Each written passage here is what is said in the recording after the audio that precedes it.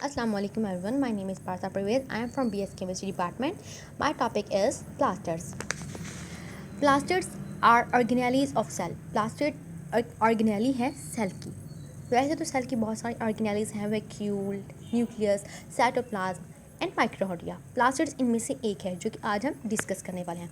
What is cell? Cell क्या है? Cell is a structure and functional unit of life. Cell are building block of complex multi cellular organisms. Cell हमारा unit of life होता है और ये building block complex organisms होते हैं. Main point यही है कि cell is a unit of life. आगे चलते हैं. आगे है व्हाट इज़ प्लास्टिड्स. प्लास्टिड्स क्या होते हैं? The membrane bounded pigment containing bodies present in cells is called plastids. Plastids are membrane present in plant cells and absent in animal cells. Plastids होते हैं ऐसी बॉडीज़ जो पिगमेंट को contain करें cell के अंदर ऐसी बॉडीज़ जो पिगमेंट को कंटेन करें उनको हम कहते हैं प्लास्टिड्स. प्लास्टिड जो है मैंने आपको पहले बताया है कि प्लांट सेल्स में प्रेजेंट होते हैं और एनिमल सेल्स में एब्सेंट होते हैं. आगे इनके 3 टाइप्स हैं. There are 3 type of plastids: chloroplast, chromoplast and leucoplast. First of all we are discuss chloroplast. Chloroplast क्या होता है? क्लोरो मतलब क्लोरोफिल, प्लास्ट मतलब plastids. In photosynthesis cell of algae and plants. Double membrane structure. Algae के cell में और plant cells में इनका स्ट्रक्चर डबल मेम्ब्रेन होता है और ये ग्रीन पिगमेंट कंटेनिंग बॉडीज़ होती हैं. ऊपर हमने पढ़ा है कि सिर्फ पिगमेंट कंटेनिंग बॉडीज़ होती हैं प्लास्टिड में, लेकिन क्लोरोप्लास्ट में हम पढ़े हैं ये ग्रीन पिगमेंट कंटेनिंग बॉडीज़ होती हैं जो कि प्लांट सेल्स में और एल्जिया सेल्स में इनका स्ट्रक्चर डबल मेम्ब्रेन होता है, तो इनको हम कहेंगे chloroplast. Chloroplast are homogeneously distributed in cytoplasm of plant cell and but in certain cells around the nucleus. Chloroplast को होमोजीनियस मतलब इक्वली, एक जैसा, एक जितने इनको डिस्ट्रीब्यूट किया गया है, तकसीम किया गया है साइटोप्लाज्म के प्लांट सेल में, और अदर सेल्स में इनको न्यूक्लियस के अराउंड जो है उनको डिस्ट्रीब्यूट किया गया है. आगे chloroplast is a self replicating organelle. Chloroplast एक ऐसा ऑर्गेनेली है जो खुद ब खुद बन जाता है, खुद ब खुद प्रोड्यूस होता है. एक ऐसा ऑर्गेनेली है chloroplast. Chloroplast is a self replicating organelle जो खुद ब खुद बन जाने वाला ऑर्गेनेली. आगे इसका structure of chloroplast. In different plant cells chloroplast में have various shapes: filament, oval, disc shape. Chloroplast की बहुत सारी शेप्स हैं, वेरियस शेप्स हैं. ये 3 शेप्स हैं: filament, oval and disc shape. The diameter of chloroplast. अब इसको लेंथ में देखते हैं. इनकी लेंथ कितनी होती है क्लोरोप्लास्ट की? 4 to 6 metre and 1 to 5 metre in length. Length में ये 4 to 6 और 1 to 5 होते हैं मीटर. आगे हम देखते हैं chloroplast contain a green pigment. Chloroplast ऐसे क्लोरोप्लास्ट जो ग्रीन पिगमेंट को कंटेन करें इसको हम क्लोरोफिल कहते हैं. आपको बताया मैंने ऊपर क्लोरोप्लास्ट, क्लोरो मतलब क्लोरोफिल, क्लोरोफिल मतलब ऐसे पिगमेंट्स जो ग्रीन हों, ग्रीन पिगमेंट कंटेनिंग करते हैं उनको हम कहते हैं chlorophyll. Which is organic in nature. ये नेचर में ऑर्गेनिक होते हैं और ये लाइट एनर्जी को एब्जॉर्ब करते हैं और ये फूड की मैन्युफैक्चरिंग में भी यूज़ होते हैं. आगे the main difference between chlorophyll और होमोग्लोबिन. होमोग्लोबिन और क्लोरोफिल में क्या डिफरेंस है? Chlorophylls has magnesium positive sign. Chlorophyll के दरमियान वाला मॉलिक्यूल जो होता है वो मैग्नीशियम पॉजिटिव होता है, जबकि होमोग्लोबिन में Fe positive central molecule as a central molecule use किया जाता है. इनमें यही डिफरेंस होता है कि क्लोरोफिल में मैग्नीशियम पॉजिटिव होता है और होमोग्लोबिन में Fe पॉजिटिव होता है. आगे है chloroplast show 3 main components under light microscope. अगर लाइट माइक्रोस्कोप के अंदर देखा जाए तो क्लोरोप्लास्ट हमें 3 मेन कंपोनेंट्स शो करता है: एनवलप, स्ट्रोमा एंड थाइकोलाइट्स. एनवलप क्या होता है? The envelope is form by a double membrane. Envelope जो है वो डबल मेम्ब्रेन से बनता है, डबल मेम्ब्रेन से मिलता है एनवलप. आगे है स्ट्रोमा. इन स्ट्रोमा में क्या होता है? कार्बन डाइऑक्साइड इस फिक्स किया जाता है स्ट्रोमा में.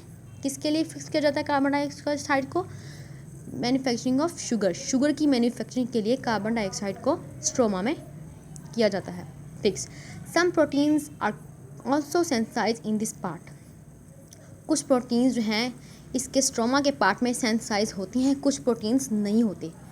स्ट्रोमा के पार्ट में some protein are also synthesised होते हैं सम पार्ट्स में. It also contain protein, some ribosomes and a small circular DNA. DNA means information and ribosomes मतलब प्रोटीन, contain प्रोटीन को contain करना, प्रोटीन को बनाना. जो ये प्लास्टिड जो है ये एक ऑर्गेनेली है। ये एक ऐसा ऑर्गेनेली है, इसको प्रोटीन कंटेन करने के लिए, इंफॉर्मेशन इकट्ठी करने के लिए, प्रोड्यूस होने के लिए किसी और ऑर्गेनेली की ज़रूरत नहीं पड़ती। ये अपॉन सेल्फ है, ये खुद इंफॉर्मेशन बनाता है, इकट्ठी करता है और प्रोटीन को कंटेन करता है सम राइबोसोम्स के ज़रिए। आगे है थाइलाकॉइड्स।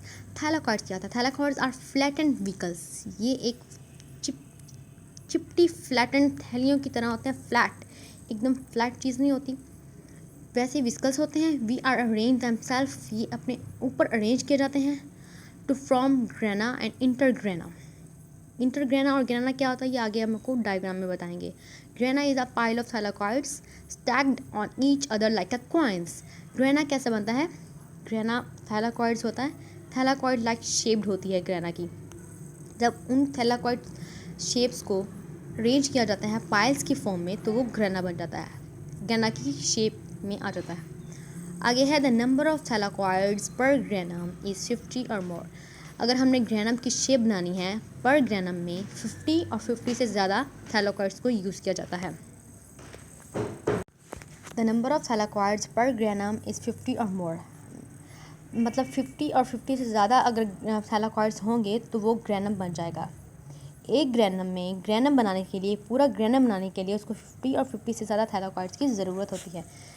आगे है इसकी सेकंड टाइप प्लास्टर्स की, क्रोमोप्लास्ट। क्रोमो मतलब कलरफुल, प्लास्ट मतलब plasters, colourful plasters. They impart colour to the plants other than green. ये प्लांट्स को, फ्रूट्स को ग्रीन के अलावा भी कलर रिक्वायर्ड करता है क्रोमोप्लास्ट। इसका पहला फंक्शन तो ये हो गया। इसका अगला फंक्शन है they are present in petals of flowers refined fruit.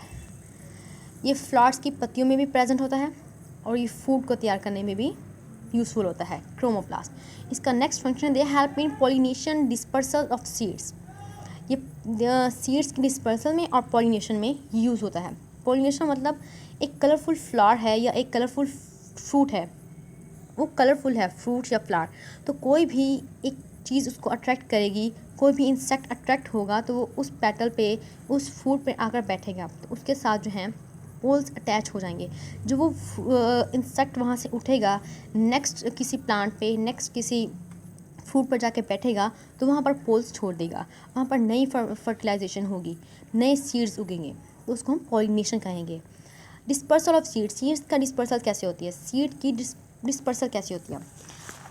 एक फ्रूट है, कलरफुल फ्रूट है, एक एनिमल ने उस फ्रूट को खाया है, उसमें बेसिकली फ्रूट है तो उसमें सीड्स भी होंगे।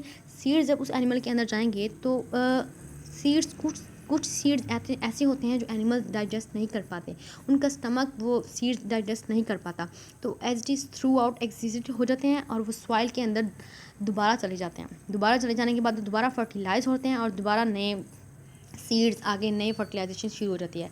इस तरह सीड की डिस्पर्सल होती है। आगे all the beautiful colours of flower fruit are due to chromoplast. जैसे अब डिफरेंट कलर्स की हम देखते हैं अपने इर्द गिर्द, डिफरेंट कलर के फ्रूट्स होते हैं, डिफरेंट कलर के फ्लावर्स होते हैं, उनको डिफरेंट कलर कैसे मिलता है? क्रोमोप्लास्ट के ज़रिए उनको डिफरेंट कलर मिलता है।